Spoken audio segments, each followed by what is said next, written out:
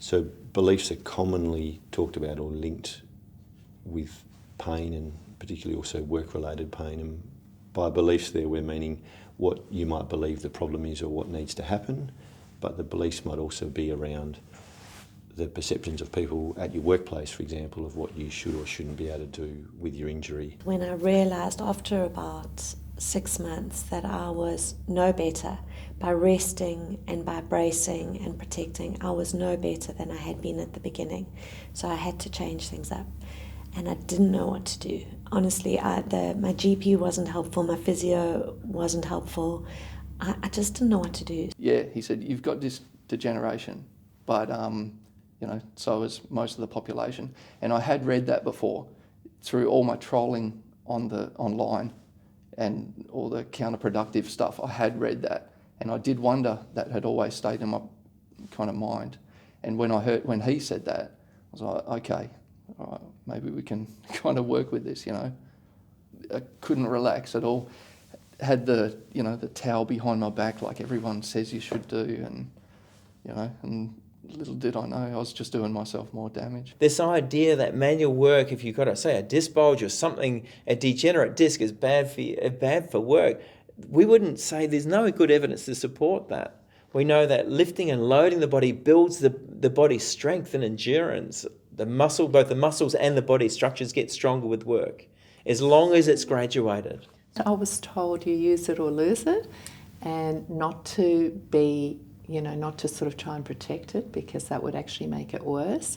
And so that was initially a little bit hard, because you think, I don't want to do that because it might make it worse. But it didn't take long, because I was sort of starting to feel better and better. So I thought, no, I'm actually going to do everything that I like to do. And we know when you've lost control of something, that can really ramp up your worries and your fear. That can fire up your nervous system and just leave you really stuck, where you don't know how to get to that next part of the things in life that are important. And we see a lot of that, be it necks, feet, knees, hips, backs. It's a very common experience with pain. And part of that is because we often think that pain means there's something damaged. Another important thing was he got me to bend over and pick something off the ground. And I was like, like this, guarding and protecting my back. And he said, you don't need a fusion. You've given yourself a fusion with the muscles in your back, We're wired to think, if it hurts, there's something damaged, therefore protect it. But in actual fact, for the majority of cases, there's not something damaged, it's sensitized. Now, that could be because you've not been sleeping well, you're a bit run down, you're stressed at work, you do a minor thing, you cause a flare-up, you think, God, that's so sore, I must have done something terrible. We would look at the life context and go, hang on a second, you're under heaps of pressure, you're worn out, you're tired, your system's more sensitive or pre-sensitized, so you're more liable for a kind of like a pain event in that situation. Now, that's kind of hard to understand, but then people often say, well, how come I've done that 30 times, 1,000 times, it's not been a problem, but that time was a problem? If you look at the context in the life, often that makes sense, because those other life factors set you up for that event. And so we look at those life factors and go, get your sleep right, get physically active, have good strategies to relax your body, to get moving and get confidence fast, and usually the system will calm down very quickly. Bad habits are not pushing myself physically, because I didn't want to be tired, because when I was tired my back would be sore, so then I would need to rest. So it was a self-fulfilling prophecy. The common things that we hear people say for back pain or pelvic pain are, don't bend, strengthen your core, hold yourself, brace yourself before you move. And the irony with that is that we kind of see it as like clenching your fist and then trying to bend it. And we know that if you're clenching those structures all the time, one, you load them up. Two, you don't get the chance to relax your muscles. And you can't get away with that for too long.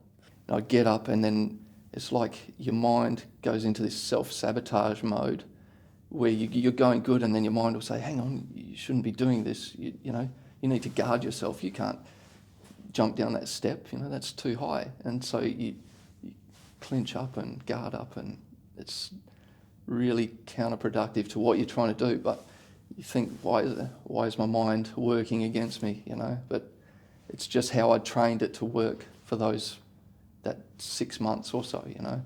I'd worked myself into that, and I had to get out of it, and it was stretching. And you know, people are probably going to see this, and if I say meditation, they'll start rolling their eyes or something. But I did meditation. I went and I saw a psychologist as well.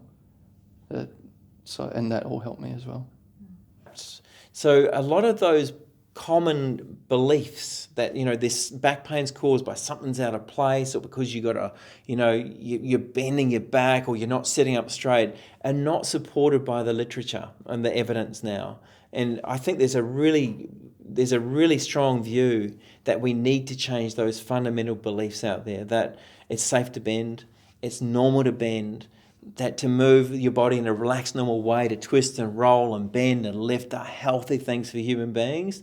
To go against that, to protect it, to guard it, that's something that'll take you down a path you don't want to go, because it takes you away from trusting your body, which is what we know is important.